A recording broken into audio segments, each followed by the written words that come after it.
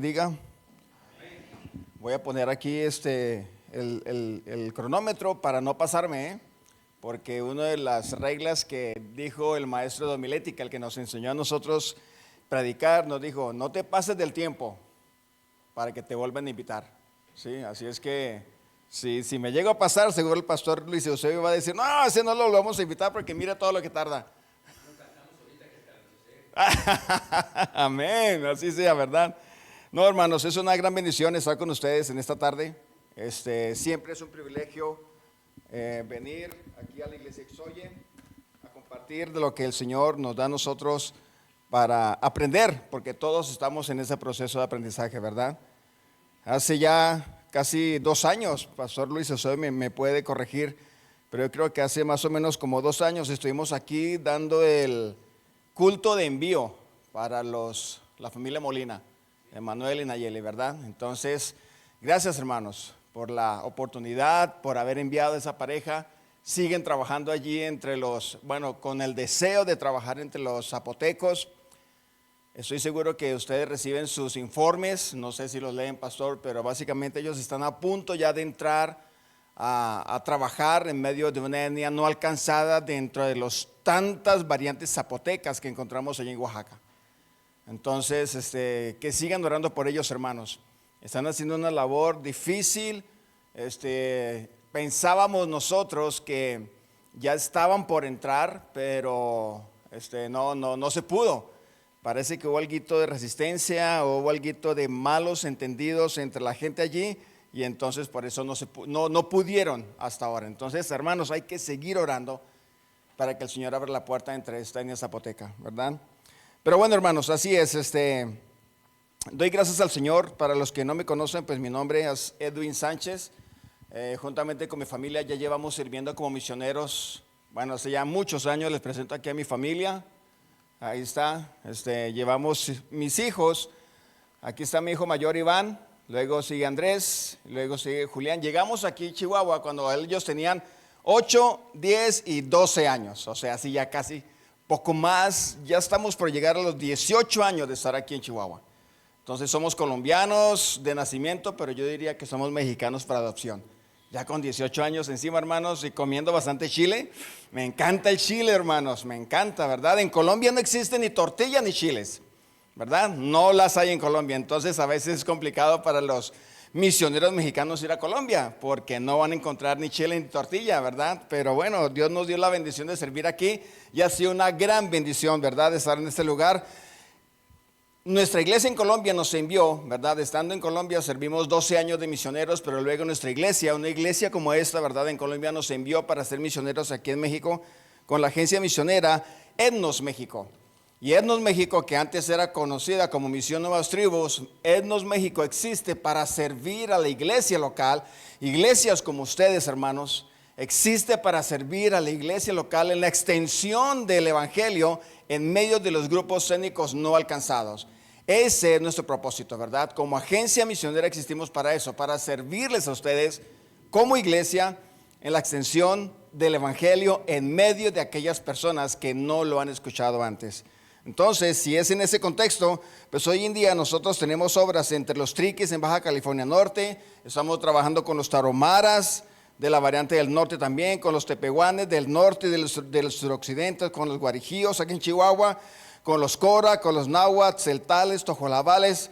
Bueno, realmente es un privilegio entre cada uno de esas 10 obras. Y aquí también, como les decía, estamos a punto de entrar entre los zapotecos allí en el estado de Oaxaca, ¿sí? Estamos para eso, hermanos, para servirles a ustedes como congregación local, como iglesia, para servirles y poder entonces trabajar juntos para la gloria del Señor. Hermanos, les invito a que abran sus Biblias y vamos a estar leyendo algo aquí en Marcos capítulo 1, versículos 29 al 38. No sé si tienen sus Biblias de manera física o de manera electrónica, o como dicen ahí en los aviones cuando uno viaja, que abran sus dispositivos electrónicos en modo vuelo, porque vamos a estudiar la palabra del Señor. Marcos capítulo 1, versículos 29 al 38. Y voy a dar un tiempito para que los busquen, hermanos, ¿sí?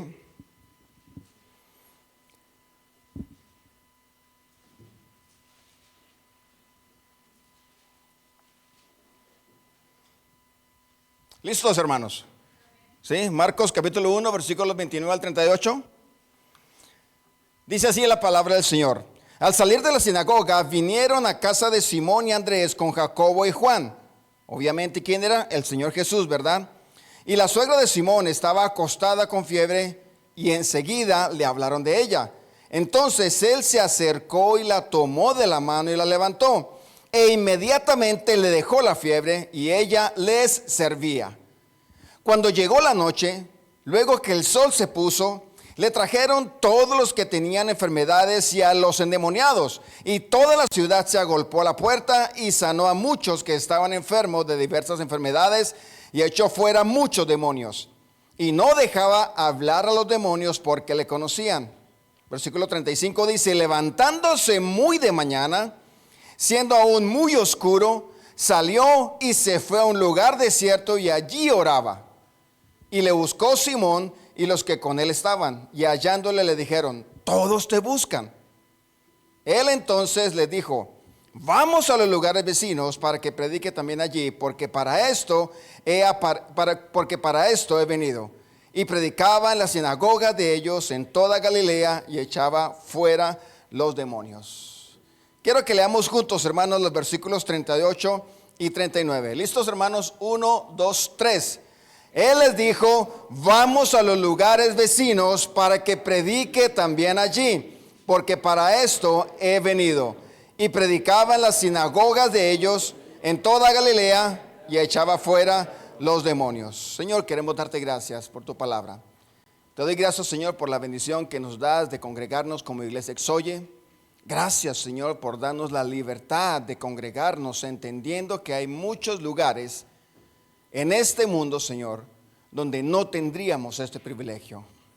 Gracias por darnos la libertad que tenemos aquí en México, Señor, todavía de reunirnos libremente y escuchar tu palabra, ponerla en práctica y también proclamar el Evangelio, Señor, sin ninguna interrupción, sin ninguna ley que lo impida. Es una inmensa bendición, entendiendo, Señor, que hay muchos lugares en este momento en donde no se puede predicar libremente. Pedimos tu bendición sobre ese tiempo de estudio en tu palabra, Señor. En tu nombre oramos. Amén. Este pasaje, hermanos, marca prácticamente el inicio del ministerio del Señor Jesús. Y aunque Marcos, que es el escritor de este evangelio, no lo muestra, esta historia que acabamos de leer está complementada por otros escritos como Mateo y como Lucas. Básicamente, hay tres eventos muy importantes que anteceden a este pasaje que acabamos de leer. Hay tres eventos muy importantes. Número 1, el bautismo del Señor Jesús. Número 2, la tentación del Señor Jesús en el desierto por parte de Satanás. Y número 3, la predicación del Sermón del Monte, que cubría prácticamente 3 capítulos de Mateo. Esos son los 3 eventos más importantes antes del evento que nosotros encontramos aquí en Marcos. Y es muy importante, hermanos, entender el contexto, especialmente la tentación del Señor Jesús por parte de Satanás, y más adelante vamos a estar estudiando por qué es tan importante este contexto.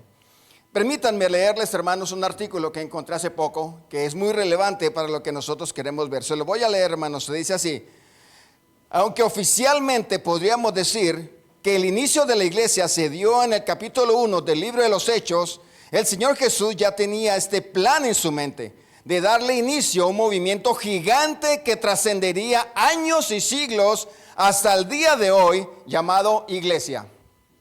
Ya lo tenía en mente, y fue por eso que le dijo al apóstol Pedro: sobre esta roca edificaré mi iglesia, haciendo referencia a su iglesia, a la de él, no al apóstol Pedro.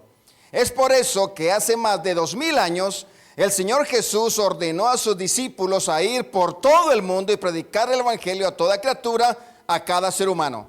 Desde ese entonces, un gran y extraordinario trabajo ha sido realizado por miles de cristianos, pastores, obreros, evangelistas y misioneros durante estos poco más de 20 siglos que han pasado. Desde ese entonces, la iglesia ha experimentado, y especialmente en los últimos 200 años, un crecimiento impresionante y sorprendente. Las últimas estadísticas dicen que hay alrededor de 800 millones de cristianos evangélicos en el mundo actual. Mediante el esfuerzo y el trabajo de miles de iglesias y millones de cristianos, más el valioso aporte que hacen los modernos medios de comunicación y los adelantos tecnológicos que han sido impresionantes en los últimos años, podríamos decir que el evangelio ha sido predicado prácticamente en cada país de la tierra.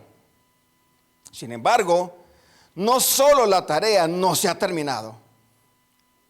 Humanamente hablando, falta bastante por concluirla. Los cálculos más serios en la actualidad nos dicen que todavía es necesario plantar la iglesia de Cristo en alrededor de 8,000 etnias no alcanzadas, o sea, pueblos, tribus, idiomas y grupos humanos completamente diferentes.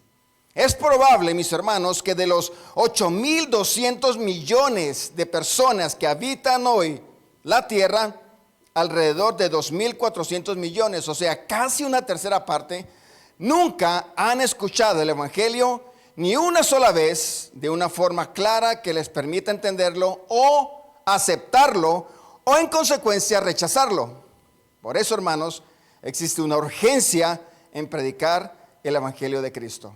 Existe una urgencia, hermanos, de predicar el evangelio de Cristo. Y es aquí, hermanos, donde este pasaje de Marcos, en el versículo 38 del capítulo 1, nos encontramos al Señor Jesús iniciando su ministerio y dándonos tres cosas muy importantes que nosotros como iglesia debemos entender o por lo menos recordar el día de hoy.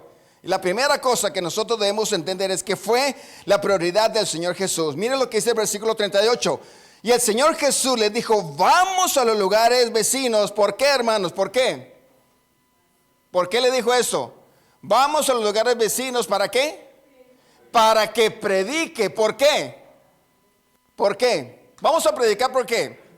Porque el Señor Jesús dijo: para esto he venido.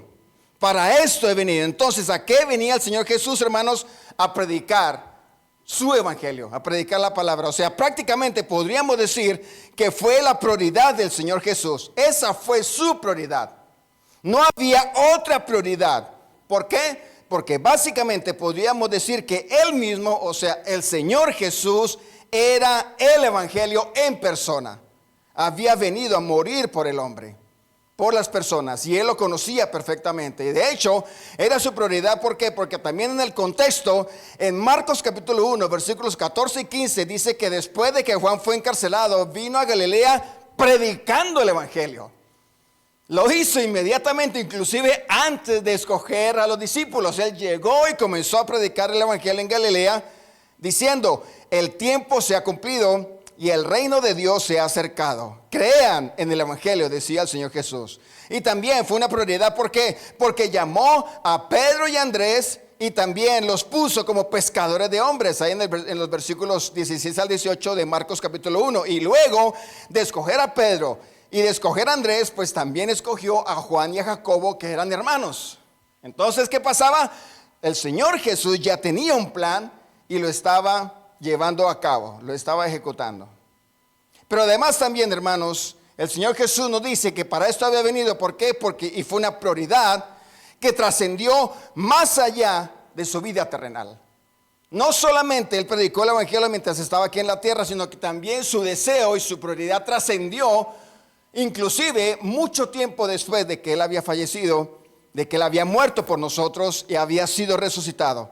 Lo encontramos en Hechos capítulo 26, 16 al 18, donde el Señor Jesús, ya resucitado, se encuentra con el apóstol, con Saulo, y le dice: pero levántate y ponte sobre tus pies, porque para esto he aparecido a ti, para ponerte por ministro y testigo de las cosas que has visto y de aquellas en que me aparecí a ti, librándote de tu pueblo y de los gentiles a quienes ahora te envío, para que abras sus ojos, para que se conviertan de las tinieblas a la luz y de la potestad de Satanás a Dios, para que reciban por la fe que es en mí perdón de pecados y herencia entre los santificados. Era una prioridad, hermanos.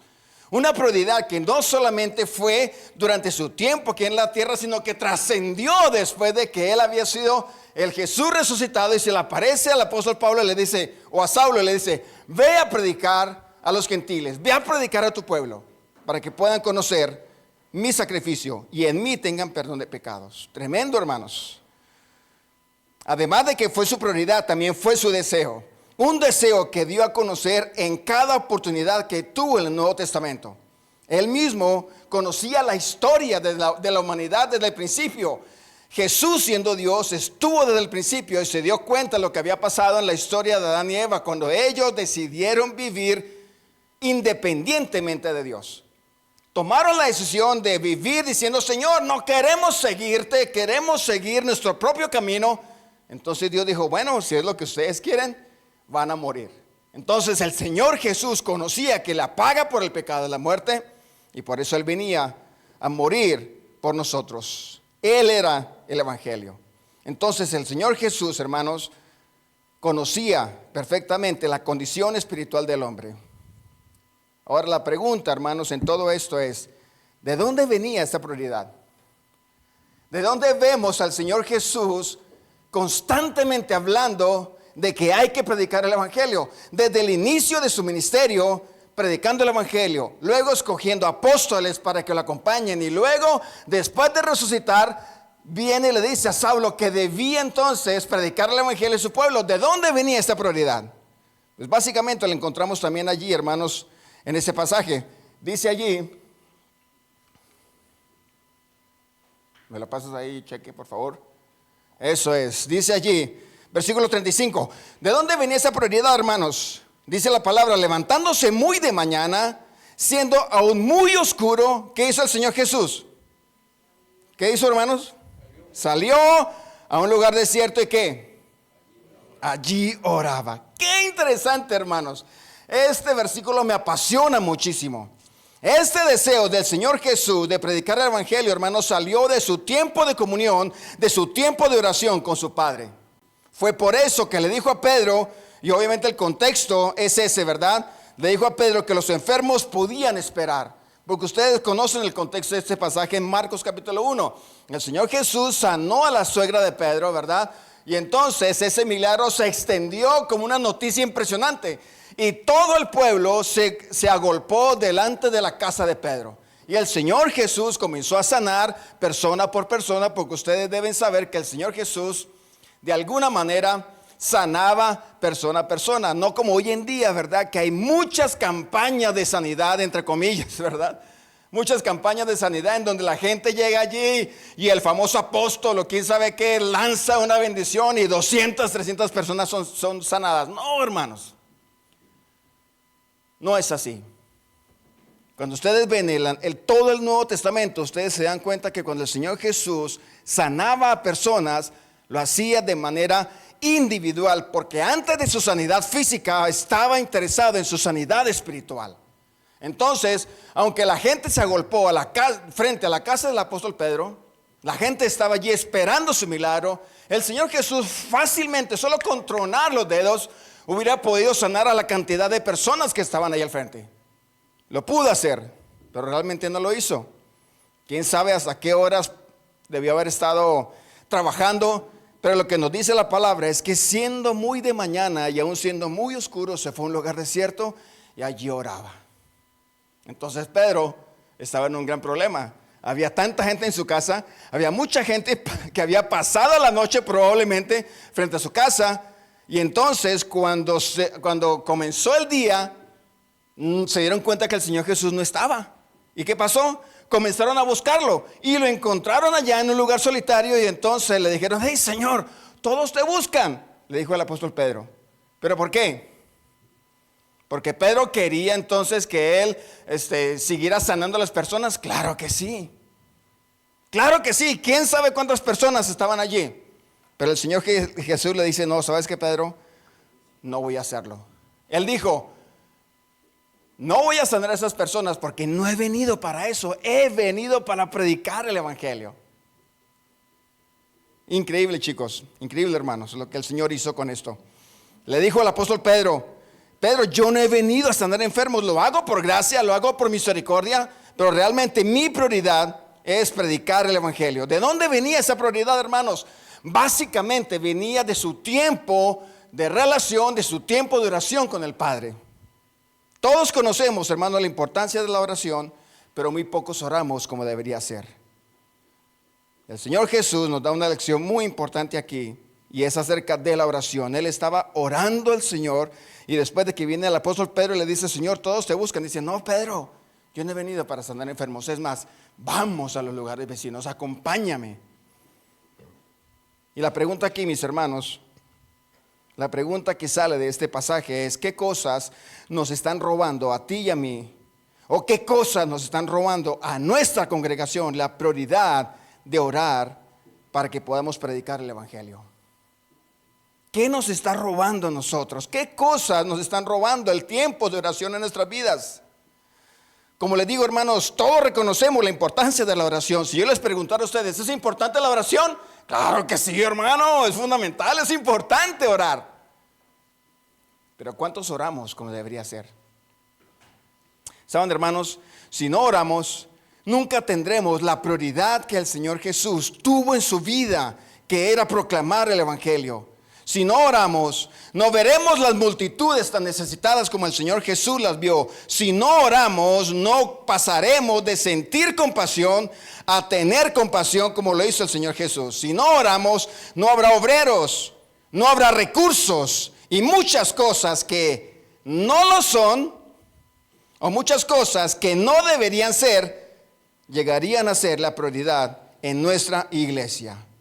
Y saben, hermanos, como les decía yo antes, el contexto aquí es muy importante. Satanás sabía de esta prioridad del Señor Jesús. Satanás sabía que el Señor Jesús era el Cordero inmolado, el que iba a morir por la humanidad, y de alguna manera Satanás quería impedir que el Señor Jesús muriera por nosotros. Ese es el contexto del pasaje.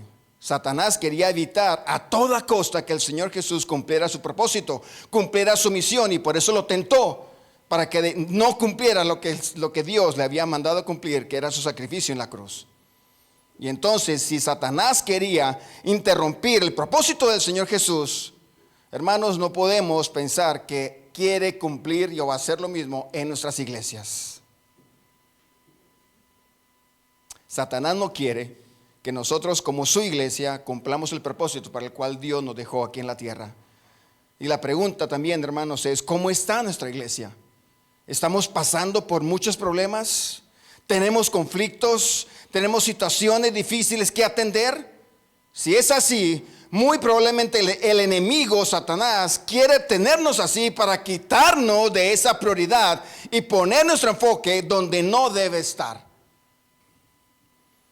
El Señor Jesús nos dice en esta tarde: iglesia, dejen a los enfermos. Obviamente en un término de comparación, ¿verdad? Dejen a los enfermos a un lado y enfóquese en la prioridad de predicar el evangelio, como el Señor Jesús le dijo al apóstol Pedro: Señor, todos te buscan. No, Pedro, no he venido para esto. Vamos, acompáñame a predicar el evangelio, porque para esto he venido. Claro que sí, hermanos. Satanás quiere ver a la iglesia desenfocada en el propósito principal de predicar el evangelio. En segundo lugar, hermanos, vemos también aquí en este pasaje, en el versículo 38, los lugares donde predicar el evangelio. Miren lo que dice el versículo 38. Y él les dijo: vamos a los lugares vecinos. ¿Para qué? Para que predique también allí, porque para esto he venido. En segundo lugar, el Señor Jesús conocía perfectamente esos lugares vecinos. Recuerden, hermanos, que su base de operaciones, la base de operaciones del Señor Jesús fue la ciudad de Capernaum. De allí se movía para todos los lugares: Nazaret, Caná de Galilea, Betsaida, Corazín, Caná de Galilea, como dije, y entre otros pueblos el Señor Jesús se movía desde Capernaum. Esos eran los lugares vecinos del Señor Jesús. Ahora, esos lugares vecinos para el Señor Jesús representaban lugares con contextos complejos, hermanos, para compartir el evangelio. Eran lugares difíciles, complejos para compartir y llevar la palabra del Señor. Lugares en medio de una cultura y una cosmovisión romana, ¿verdad? Influenciados también por la cultura griega. Esos lugares vecinos se hablaban idiomas como el griego por los gentiles, como el arameo por los judíos. También en esos lugares vecinos habían grupos religiosos bastante fuertes, hasta fanáticos como los escribas, los fariseos, los saduceos, los esenios, los jasídicos, movimientos o fuerzas políticas como los celotes, los herodianos, los samaritanos. O sea, eran contextos complejos, hermanos.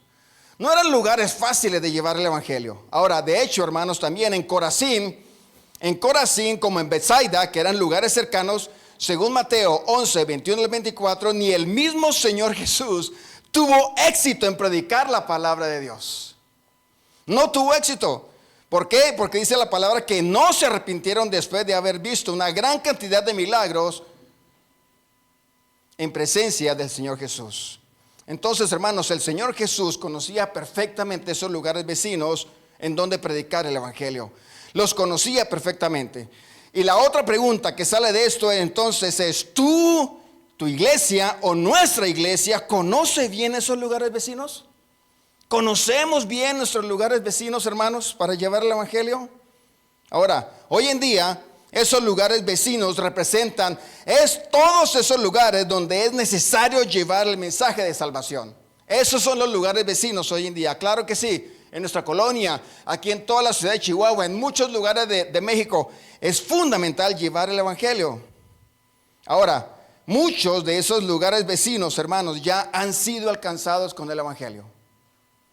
Muchos de esos lugares ya han escuchado el evangelio. Las personas en esos lugares vecinos ya han escuchado el evangelio muchas veces. Hablando de la ciudad de Chihuahua, hermanos, hay alrededor de 700 iglesias de sana doctrina aquí en la ciudad de Chihuahua. 700 iglesias que muy probablemente se están reuniendo hasta ahora, como lo estamos haciendo nosotros, que predican el evangelio, que salen a evangelizar, que hay campañas evangelísticas, que llevan la palabra del Señor a la ciudad, hacen muchos eventos para llevar el evangelio de manera entendible a esos lugares vecinos, aquí en la ciudad de Chihuahua. Claro que sí, gracias a Dios por eso. Pero como alguien dijo, los lugares vecinos de fácil acceso, y vuelvo y digo esto, los lugares vecinos de fácil acceso ya han sido alcanzados. Pero hay muchos otros lugares, hermanos, lugares vecinos que hemos pasado por alto como iglesia. Y esos lugares vecinos representan también lugares con contextos complejos, representan lugares con contextos difíciles de llevar el evangelio, y necesitamos usar de sabiduría, hermanos, de sabiduría del Señor para poder identificar esos lugares y saber cómo llevar el evangelio de manera clara y entendible a esos lugares difíciles con contextos complejos, esos lugares vecinos.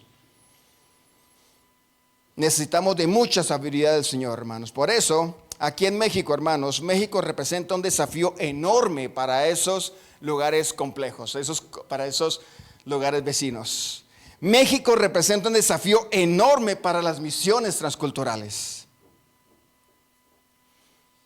Y esto, hermanos, que ustedes ven allí, es lo que nosotros encontramos en nuestros lugares vecinos.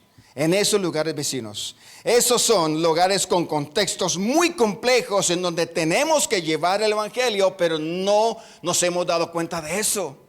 Hemos llevado el evangelio a los lugares vecinos más fáciles y más sencillos, con acceso sencillo de llegar, con acceso fácil.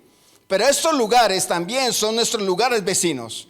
México es el 7º país con mayor diversidad etnolingüística, hermanos, con alrededor de 65 grupos étnicos y más de 360 idiomas completamente diferentes al español.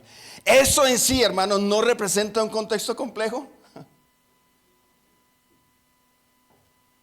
Claro que sí.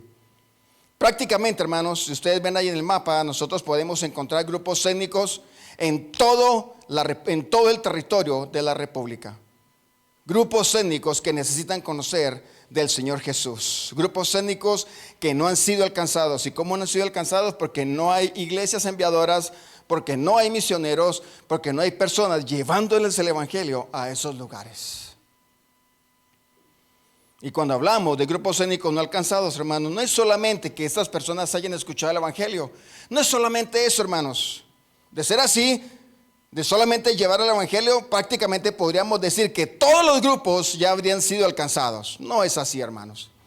Básicamente yo debo decir aquí que en los estudios de misionología, un grupo étnico alcanzado es aquella nación o etnia que tiene una iglesia establecida dentro de su territorio. Y vuelvo y lo digo, esa es la gran diferencia, hermanos. Un grupo étnico alcanzado es un grupo étnico que ya tiene una iglesia funcionando, una iglesia estable en su lugar. No es solamente evangelismo.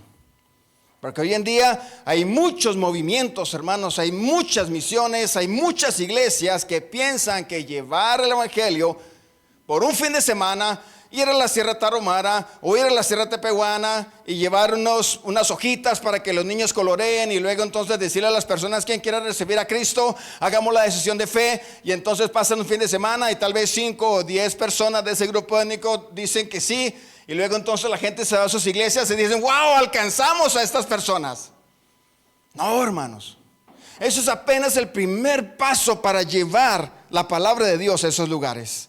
No es así, hermanos. Ese grupo muy probablemente seguirá siendo no alcanzado. La diferencia es que una iglesia en ese lugar representa la presencia del cuerpo de Cristo en esa nación. El cuerpo de Cristo, una iglesia en ese lugar. Podríamos decir entonces que así se diferencia un grupo étnico alcanzado de uno que no es alcanzado. Una iglesia que tiene acceso a la palabra de Dios, una iglesia que tiene una identidad espiritual, una iglesia donde existe el discipulado, y una iglesia que tiene vida espiritual y que se reúne regularmente como nosotros para poder alabar al Señor. Así podríamos entonces catalogar un grupo étnico ya alcanzado. Y eso es lo que nosotros tratamos de hacer como agencia misionera, hermanos. Es lo que buscamos también, desafiar a la iglesia local para esto. Entonces, hermanos, esos son, como ustedes pueden ver allí, esos son nuestros lugares vecinos. Contextos complejos. ¿Saben por qué son contextos complejos? Porque tienen idiomas difíciles de aprender, idiomas difíciles de pronunciar, que el misionero tiene que aprender para poder comunicar la palabra del Señor. Y además de eso también tienen contextos complejos de creencias, como el animismo, como el catolicismo sincretizado, que el catolicismo hace 250 años que entró aquí a Chihuahua, prácticamente recorrió toda la Sierra Tarahumara, ¿verdad? Y comenzó a enseñar su catolicismo. Y entonces las personas de los diferentes grupos étnicos aquí en Chihuahua asimilaron lo que ellos les estaban enseñando, pero lo mezclaron dentro de sus propias creencias. Es lo que llamamos nosotros el catolicismo sincretizado. Y esa es una de las grandes barreras allí. Creencias complejas, contextos complejos de creencias. También la brujería, la hechicería y muchas otras cosas, hermanos. Algunos de esos lugares son de difícil acceso para llevar la palabra del Señor. Además de eso, otros lugares están gobernados por grupos armados ilegales. De hecho, nuestro equipo náhuatl tuvo que salir y hace más de un año que no ha podido regresar, donde se plantó una pequeña iglesia entre los náhuatl, una pequeña iglesia allá en la sierra, en el sur de Durango. Allá estaban los misioneros, pero hace más de un año que hay un conflicto tremendo entre cárteles de drogas. Y nuestros misioneros tuvieron que salir de allí, y esas personas allí entraron a las casas de los misioneros, las saquearon por completo. Dañaron, se llevaron los paneles, había una cuatrimoto, habían herramientas, muchas otras cosas. Destrozaron por completo las casas de los misioneros.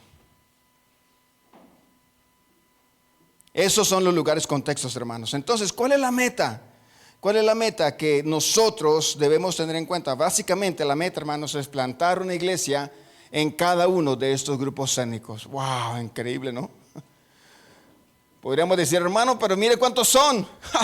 ¿Cuántos grupos étnicos son? Y usted está diciendo que debemos plantar una iglesia en cada uno de esos grupos. Pues sí, porque si no, entonces vamos a suponer, ¿cuántas iglesias dije que habían aquí en Chihuahua? 700 como mínimo, y eso es algo bastante bajo. Solamente aquí en Chihuahua, 700 iglesias. Entonces, si es así, ¿es muy loco pensar en plantar iglesias en cada una de estas? No, claro que no, hermanos. ¿Por qué? Porque es el deseo de Dios. La meta de plantar una iglesia en cada uno de sus grupos étnicos es el deseo del Señor, porque es a través de la iglesia que Dios forma a sus hijos. Dios mismo se interesa en eso. Dios es intencional en añadir a la iglesia a los que han de ser salvos. Por eso, en Hechos capítulo 2, versículos 46 al 47, nosotros encontramos eso. El Señor dice, ¿verdad? Y en Hechos capítulo 2, 46 al 47, y perseveraban unánimes en la doctrina de los apóstoles, en la comunión unos con otros, en el partimiento del pan, en las oraciones. La iglesia naciente era una iglesia vibrante. Y como a raíz de ese testimonio que ellos estaban dando, que dice la palabra del Señor, y Dios añadía a su iglesia los que habían de ser salvos. El Señor añadía a su iglesia los que habían de ser salvos. Entonces, si en esos grupos étnicos, hermanos, no hay una iglesia establecida, ¿cómo el Señor Jesús va a añadir creyentes a su iglesia si no las hay? La meta debe ser entonces la plantación de iglesias en esos grupos étnicos, hermanos. El misionero tiene que aprender el idioma, analizar la cultura y dar su vida para que estas personas puedan conocer al Señor Jesús, donde muchos no queremos ir. Entonces, hermanos, si estas características no aparecen en un grupo étnico, básicamente diríamos que es un grupo étnico no alcanzado. Y es aquí donde debemos decir entonces que hay una gran diferencia entre evangelismo y misiones. El evangelismo lo hacemos en nuestro propio contexto cultural, en nuestro propio idioma, con la misma gente, esos lugares vecinos en donde el Señor Jesús nos permitió hacerlo. Eso es evangelismo. Pero las misiones transculturales también en esos lugares vecinos implica romper barreras culturales, romper barreras idiomáticas, poner a las personas, a los misioneros viviendo allí en ese lugar para poder posicionarse y así llevar el evangelio a esos lugares. Hay una gran diferencia entre lo que es evangelismo y lo que es misiones, hermanos. Si no entendemos esa diferencia, si no entendemos eso, hermanos, básicamente podemos estar haciendo cualquier otra cosa y llamándola lo que es misiones. Si no hacemos esta distinción, será muy fácil equivocarnos llamando misiones al evangelismo y al evangelismo generalizando todas las cosas en nuestra iglesia. Entonces, hermanos, esos son los lugares vecinos de los que habla el Señor Jesús hoy en día. ¿Como cuáles lugares vecinos? Amusgos, chatinos, chinantecos, chochos, chontales, cuicatecos, guaves, iscatecos, mazatecos, mijes, mixtecos, náhuatl, tacuates, triquis, zapotecos, soque, mayos, seris, yaquis, paipas, cucapá, cochimi, quiligua, guarijíos, pápagos, y podríamos seguir llenando la lista solo por mencionar algunos, y eso sin mencionar los muchos que hay fuera de México, en Latinoamérica, en África y en Asia y en muchos otros lugares.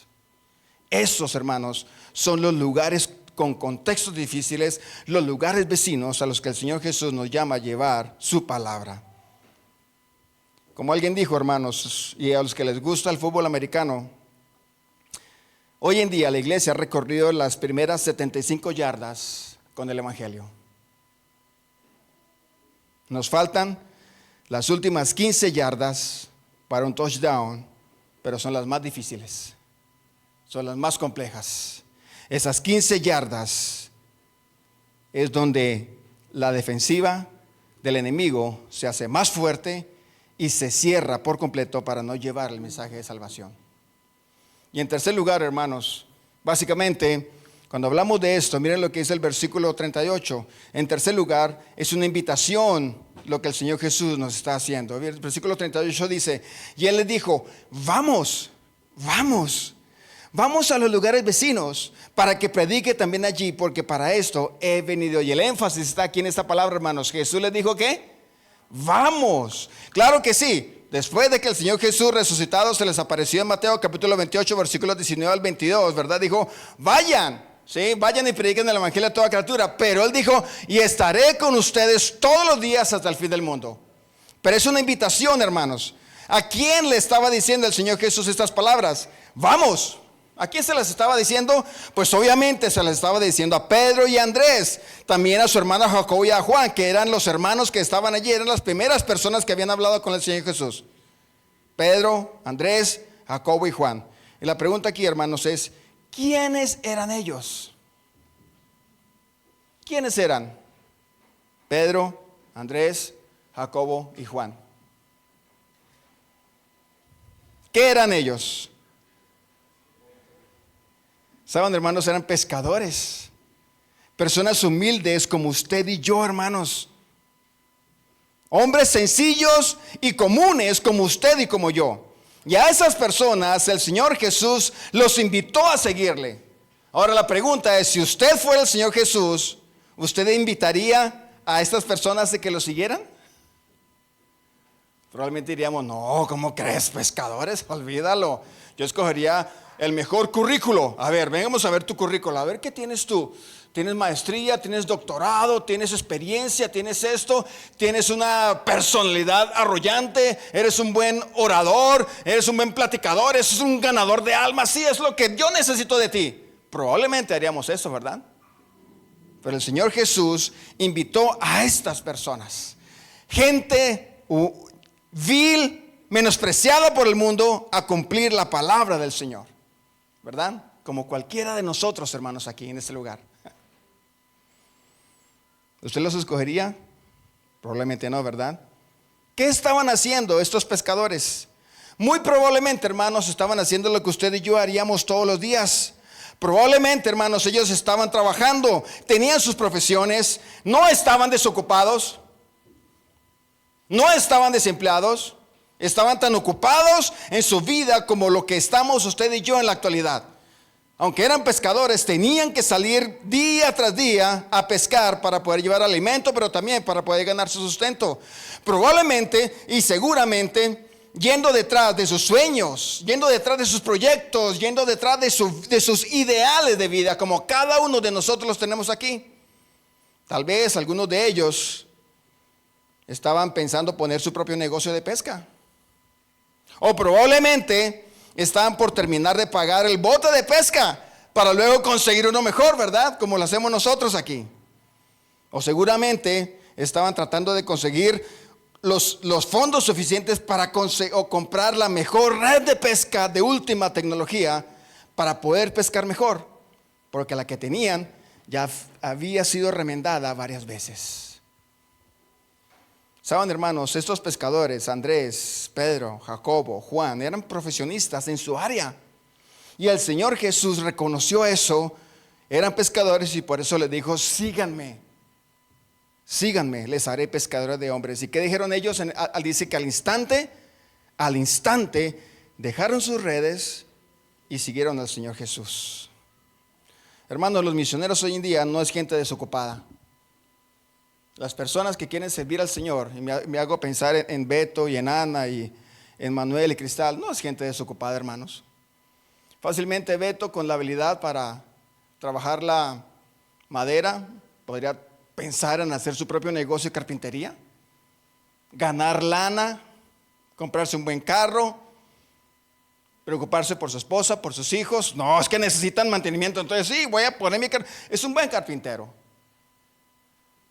Pero ¿qué dijeron Beto y Ana? No, Señor, dejamos nuestras redes y te seguimos. ¿Qué dijeron Manuel y Cristal también? Fácilmente ellos podrían estar estudiando cualquier otra cosa. Manuel es un hombre inteligente, muy capaz. Podría estar haciendo cualquier otra cosa, ganando dinero como sea.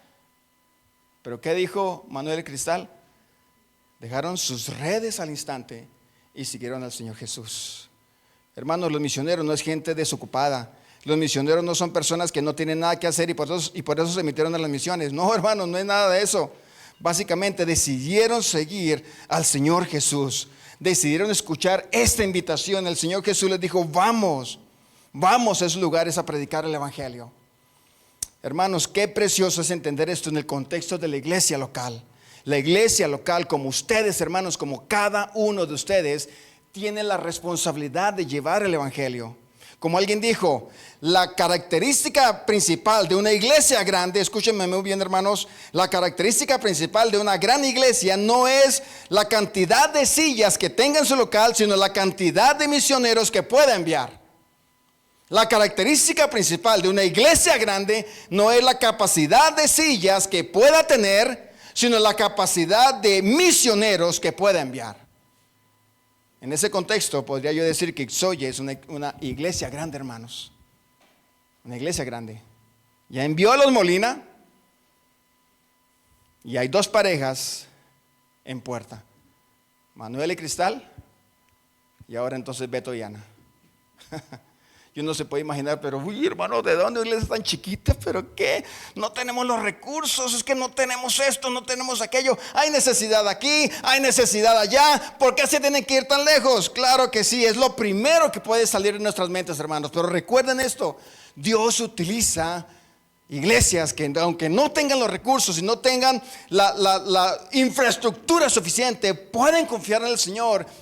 Y son iglesias que pueden decir, hermanos, les enviamos a esos lugares porque entendemos la importancia de llevar la palabra de Dios a esos lugares vecinos, con contextos complejos, con idiomas difíciles, con creencias supremamente complejas, donde nosotros todos no podemos ir, pero ustedes sí pueden ir. Y como iglesia estamos dispuestos a enviarles y a estar aquí orando por ustedes. Pero no es fácil, hermanos, ¿saben por qué? Porque iglesias grandes como Ixoye, entre más misioneros envíe, más ataques de Satanás va a tener. Más problemas, más luchas, más conflictos para tratar de dividir la iglesia y así entonces Ixoye no cumplir con el propósito de llevar su palabra hasta lo último de la tierra por medio de los misioneros que envíe. Dios nos está invitando, hermanos. Es una invitación. Ahora, ¿saben, hermanos, cuál es el problema con la invitación? Porque nos está diciendo, vamos, iglesia Ixoye, vamos a los lugares vecinos para que prediquemos el evangelio también allí. Pero el problema, hermanos, con las invitaciones es que nosotros somos un poquito selectivos en las invitaciones.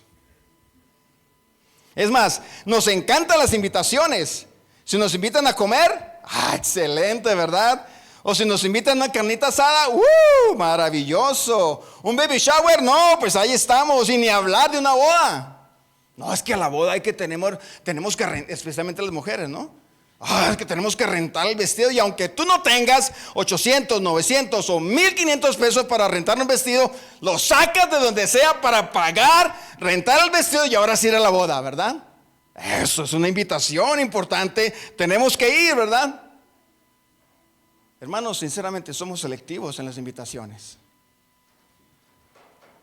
Si es una invitación a hacer un trabajo que no me gusta, si es para algún servicio social, si es para una velada de oración, si es para pasar tiempo en oración con el Señor Jesús, no, esa invitación como que no, hermano, es que ando ocupado, ando cansado, tengo muchas cosas por hacer, entonces no, a orar no, hermano, tal vez yo oro desde mi casa, ¿verdad? Aceptamos invitaciones que nos gustan, aceptamos invitaciones que nos traigan satisfacción, es más, que nos traigan diversión, invitaciones que traigan comodidad. Oye, ¿quieres ir conmigo a Playa del Carmen? ¿Pasar una semana ya con gastos pagos? ¿Te quieres ir a Cancún? ¿Te quieres ir a Puerto Vallarta? No te apures, yo te pago para que... Oh, claro que sí, me voy contigo. Aceptamos invitaciones de comodidad. Invitaciones que no nos saquen de nuestra zona de confort. ¿Sí? Invitaciones que no impliquen gran sacrificio para nosotros. Y es lo que nosotros debemos entender, hermanos. El Señor Jesús nos está invitando a esto y muchos le estamos diciendo no. No, Señor, no me invites. No nos invites como iglesia, Padre. Nosotros estamos aquí en este lugar cómodos, podemos predicar el evangelio, hacemos lo que tenemos que hacer, nos reunimos cada 8 días, predicamos tu palabra, nos edificamos unos a otros. Sí, Señor, está bien aquí, pero ¿para qué pensar en enviar misioneros? No, Señor, eso es muy complejo, es muy difícil. No tenemos recursos, no tenemos el tamaño, no somos muy grandes. Entonces, Señor, no aceptamos tu invitación. Y el Señor Jesús dice, vamos, iglesia Ixoye, vamos a los lugares vecinos a predicar el evangelio, porque para esto he venido. ¿Qué representa para ti, iglesia, la invitación del Señor Jesús? Ese vamos a predicar. Una invitación que te saca de tu zona de confort. Tal vez no es una invitación muy divertida. Tal vez una invitación que te lleva a considerar un sacrificio, como el hermano mencionaba esta mañana en su clase de escuela dominical. Un siervo, ¿qué es un siervo?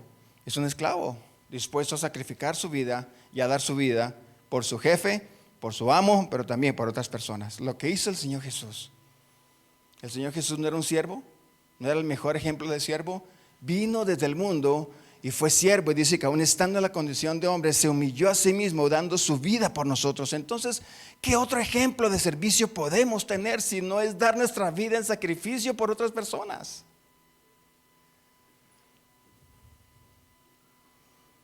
Seguro, hermanos, como ya he escuchado en tantos años de llevar misiones a tantas iglesias, mucha gente dice, no, es que no, misiones no es para mí. No, sí, misiones no es para mí. Eso es para otras personas, ¿sí? Es que yo ya tengo mi proyecto de vida, yo ya tengo mis sueños, yo ya tengo mis ideales, tengo mi trabajo, ya sé lo que quiero hacer. Entonces le estoy diciendo al Señor que me bendiga para poder seguir mis sueños. Pero espérate un poquito, ¿por qué no escuchas lo que el Señor Jesús dice? Vamos a los lugares vecinos. Es un llamado y es una invitación de gracia también, hermanos. Es una invitación de gracia. Tú y yo no merecemos predicar el evangelio. No lo merecemos. Pero Dios te escogió a ti y a mí para poder llevar a cabo esta preciosa tarea. Y la pregunta también con esto, hermanos, es: ¿estaría dispuesto hoy mi hermano, mi hermana, Iglesia Exoya, estarían dispuestos hoy a soltar sus redes para aceptar la invitación del Señor Jesús y acompañarle a esos lugares vecinos a predicar el evangelio? Recuerda, Satanás se te va a oponer y no va a ser una oposición muy fácil, va a ser una oposición compleja. Dios pudo haber hecho cualquier otras cosas, hermanos, para llevar el evangelio, pero simplemente nos dijo: vamos, síganme. Y es muy interesante lo que él dice: vamos, síganme. No dijo: vengan, tráigalos a la iglesia, vamos a predicarles el evangelio aquí. No, hermanos, no fue eso. No es traerlos a la iglesia, es ir hasta donde ellos están, es identificarse con ellos, es vivir con ellos, es estar al lado de ellos y posicionarse para poder llevar luego el mensaje de salvación. Destaca el enfoque proactivo que nosotros debemos tener, ese enfoque proactivo que el Señor Jesús tuvo para cumplir su misión. Y eso, hermanos, debe inspirarnos a nosotros para poder seguir adelante. Entonces, hermanos, a manera de conclusión, el predicar el evangelio debe ser la prioridad máxima de nuestras vidas y de nuestra iglesia, como fue la prioridad del Señor Jesús. ¿Y cómo adquirimos esa prioridad? Por medio de la oración. También, hermanos, hay que reconocer y entender que los contextos complejos de los lugares vecinos para poder llevar el evangelio son difíciles y requerimos de sabiduría para poder llevar la palabra del Señor. Y en tercer lugar, entender que no es tanto una obligación, hermanos, no es una obligación, sino que es una invitación la que el Señor Jesús nos hace de llevar el evangelio. ¿Cómo lo hacemos? Ya terminando, hermanos. Aquí están esos 4 pasos para poder llevar la palabra del Señor. Número 1, las misiones se hacen, como dice allí, ¿verdad? ¿Qué implican las misiones? ¿Cómo hacemos misiones? Las misiones se hacen con las rodillas de los que oran. Claro que sí, hermanos. Necesitamos gente dispuesta y seria para estar orando día tras día tras día, diciendo: Señor, así como tú dijiste hace más de 2000 años, dijiste: Señor, la mies es mucha y los obreros son pocos. Señor, pues esa sigue siendo una realidad hoy en día. La mies, los campos siguen siendo muchísimos y la realidad es que los obreros siguen siendo pocos. Esa es la realidad hoy en día, hermanos. No ha cambiado mucho. ¿Y por qué no ha cambiado? Porque muy probablemente a través de más de los 20 siglos no hemos orado como Dios quiere, porque el Señor Jesús nos dijo: ruéguenme a mí que envíe obreros a su mies. Pero no lo hacemos como Dios quiere que lo hagamos. Hace ya 3 semanas tuve un campamento de jóvenes allá en Chiapas, 215 jóvenes. ¡Wow! Increíble. Tuve que dar 7 conferencias, pero no eran tanto de misiones, pero metí la última de misiones. 215 jóvenes, hablando acerca de viviendo con propósito. ¿No hay un propósito más sublime que llevar el evangelio con nuestras vidas? Claro que sí. Pero hace 15 días o hace 8 días sí fui a un campamento completamente misionero, por causa de su llamado. Un campamento juvenil por causa de su llamado. ¿Cuántos jóvenes fueron? 9. 9 jóvenes. Los jóvenes ven, misiones, no es para mí. Campamento de misiones, no, eso no es para mí. Una vida con propósito, sí, yo quiero estar allí, claro que sí. Pero cuando se trata de misiones, solamente 9 jóvenes. Debemos orar, hermanos, orar por más misioneros. El mismo Señor Jesús lo dijo, y eso lo dijo hace más de 2000 años, y la realidad hoy en día sigue siendo exactamente la misma. La mies es mucha y los obreros son pocos. Hermanos, debemos orar individualmente, hermanos. Cada uno de nosotros deberíamos estar orando por más obreros. En nuestro tiempo devocional, en nuestro tiempo individual de oración, en nuestro tiempo familiar, en la iglesia, esa debería ser la petición número 1 en toda la lista de nuestras peticiones. ¿Por qué? Porque es una petición conforme a la voluntad de Dios. Si tú, iglesia, si tú, mi hermano, si tú, mi hermana, oras para que el Señor envíe obreros, no hay una petición más de acuerdo a la voluntad de Dios que esta. Número 2, las misiones se hacen con las manos de los que dan. Como está allí, ¿verdad? Con las manos de los que dan. Ay, hermano, pero es que hay tanta necesidad en la iglesia. ¿De dónde sacamos, hermanos? Por fe. Tú dices, Señor, está bien, voy a apoyar a esta familia, o como iglesia vamos a dar 1000, 1500 pesos, 2000 pesos mensuales. No tenemos esos recursos, pero lo vamos a hacer entendiendo, Señor, que es tu voluntad. Y déjenme decirles, cuando ustedes toman esa decisión, vienen problemas, vienen luchas, vienen conflictos. Salen los hermanitos para aquí, hermanitos para allá. Pero ¿cómo le vamos a dar tanto? Pero eso que lo otro, pero es que tienen que darnos un reparto, ¿verdad? No digo porque esté pasando aquí, hermanos, lo digo por experiencia en otras iglesias que se enfocan en misiones. Pero cuán importante es entender esto, hermanos. En tercer lugar, las misiones se hacen con los pies de los que van. Qué bendición, hermanos. Como les decía antes, Ixoye ya tiene una familia lista para entrar entre los zapotecos, 2 familias en puerta. Anímenlos, hermanos. En lugar de desanimarlos, ¿para qué te vas? Hay mucha necesidad aquí en la iglesia. No te vayas. Si tú te vas, ¿quién va a hacer lo que tú haces?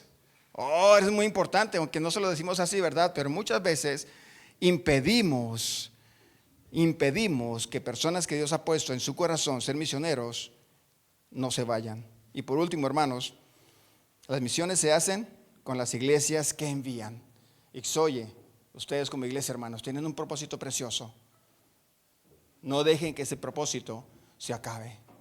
Que ustedes sean intencionales, hermanos, sean intencionales en llevar la palabra de Dios a los lugares vecinos con contextos complejos, mientras que ustedes también siguen, mientras que los que se quedan aquí, mientras que los que siguen en la iglesia siguen evangelizando.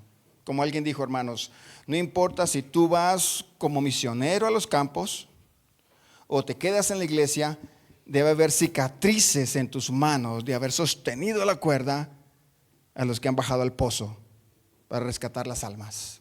Eso lo dijo William Carey, que fue el padre de las misiones modernas. Ok, ¿ustedes quieren que yo vaya? Le dijo a su iglesia. ¿Ustedes quieren que yo vaya? Ok, yo voy. Pero si ustedes sostienen la cuerda mientras yo bajo al pozo. La pregunta, hermanos, ¿ustedes como iglesia están dispuestos a sostener la cuerda? ¿A seguir sosteniendo la cuerda de los Molina? ¿A sostener la cuerda de Beto y Ana y de Manuel y Cristal? Así es, hermanos. Pero recuerden, Satanás no les va a dejar tranquilos. Y cuando tengan problemas, luchas y conflictos, recuerden, ahora entiendo por qué. Porque Satanás no quiere que cumplamos el propósito de llevar su palabra a los lugares vecinos. Oremos. Padre, gracias. Gracias por tu palabra, Señor. No merecemos el privilegio que tenemos de aceptar esta invitación que tú nos das. Vamos. No lo merecemos, Señor. Pero tú nos escogiste a nosotros. Probablemente, Señor, hubieras podido escoger a gente con mayor capacidad. Sí, probablemente. Gente con mayores recursos también, Señor. Gente más inteligente que nosotros, claro que sí también, Señor. Tú hubieras podido escoger a gente más inteligente, más capacitada, con mayores recursos. Sí, pero no los escogiste a ellos. Nos escogiste a nosotros, la iglesia Exoye. Y queremos decirte, Padre, queremos seguir cumpliendo tu voluntad. No importa el sacrificio que nos cueste. Porque estamos aquí en esta tierra para cumplir tu propósito de llevar tu palabra, Señor, a aquellos lugares vecinos con contextos complejos donde muy pocos o casi nadie ha querido llegar. Y oramos, Señor, como tú nos pediste que oráramos hace más de 2000 años. Tú mismo nos dijiste, Señor, tú mismo viendo las multitudes dijiste, la mies es mucha y los obreros son pocos. Por eso, Señor, hoy 22 de marzo, te pedimos, Señor, como tú nos dijiste que te pidiéramos, que tú, Señor, envíes obreros a tu mies, ya sea de esta iglesia o de otras iglesias bautistas, Señor, que tú levantes hombres y mujeres dispuestos a dejar sus redes y seguirte a ti, Señor, para llevar tu palabra a aquellos lugares donde no ha sido predicada. Lo pedimos de corazón, Señor. Envía obreros a tu mies. En Cristo Jesús oramos. Amén.